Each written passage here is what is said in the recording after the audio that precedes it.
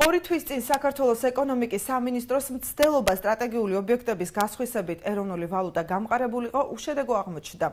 გიორგი კვირიკაშვილი დაგეგმილი აუქციონებიდან სამ თვეში მინიმუმ 350 მილიონი ლარის მობილიზებას გეგმავდა, თუმცა ამ ეტაპზე ორი ნაგებობის გასხვისებით ბიუჯეტი მხოლოდ 50 მილიონი ლარით შეივსო.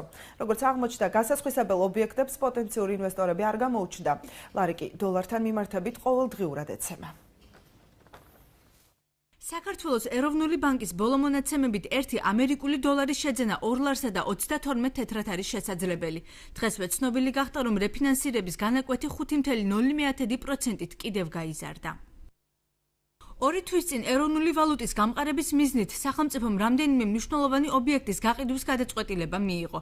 გასაყიდი ობიექტების ჩამონათვალში ბობოყვათის ყოფილი საპრეზიდენტო რეზიდენცია მოხვდა, რომლის ფასი 34.390.553 ლარით განისაზღვრა.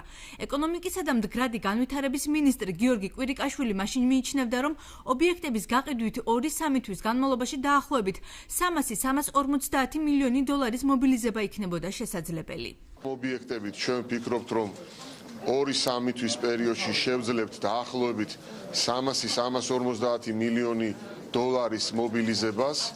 ამას გარდა ჩვენ გვექნება ძალიან სერიოზული ნაბიჯები საკანონმდებლო კუთხით. სახელმწიფო ქონების მართვის ეროვნული სააგენტოს ინფორმაციით 15 მსხვილი ობიექტიდან აუქციონზე 3 გავიდა, რომელთაგან ბოლო მონაცემებით 25 მილიონ დოლარად ბათუმი თაუერი და 355 მილიონ 5,000 აშშ დოლარად თბილისში აბაშიძის ქუჩაზე მდებარე მიწის ნაკვეთი გაიყიდა.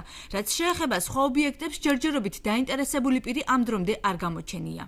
კონკრეტული დაინტერესების არსებობის და სააგენტოში აღნიშნული დაინტერესების წარმოდგენის შემთხვევაში აღნიშნული ქონება გატანილი იქნება აუქციონზე.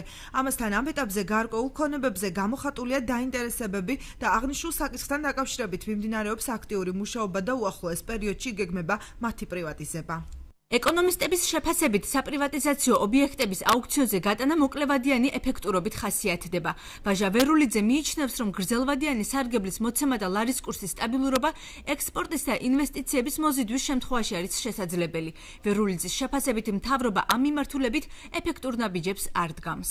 საპრივატიზაციო ობიექტების გამოტანა გასაყიდად და ასევე ბიუჯეტის ხარჯების შემცირება ეს იქნება გარკვეული გავლენის, ესე ვთქვათ, მომხდენი მოკლევადიან პერიოდში, მხოლოდ გრძელვადიან პერიოდში პრობლემები ისევ იქნება. ბოლო 5 თვის განმავლობაში 1 დოლარის ფასი 48 თეთრით გაძვირდა.